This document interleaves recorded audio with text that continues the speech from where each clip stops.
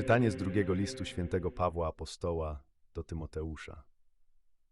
Najmilszy, pamiętaj, że Pan Jezus Chrystus z rodu Dawida powstał z martwych według Ewangelii mojej, dla której pracuję aż do więzów niby złoczyńca. Ale Słowo Boże nie jest związane. Przeto wszystko znoszę ze względu na wybranych, aby i oni dostąpili zbawienia, które jest w Chrystusie Jezusie z chwałą niebieską. Lecz Ty poznałeś z bliska moją naukę, postępowanie, zamiary, wiarę, wytrwałość, miłość, cierpliwość, prześladowania, uciski, jakie mnie spotkały w Antiochii, w Ikonium i w Lystrze. Jakie prześladowania zniosłem i jak ze wszystkich wybawił mnie Pan.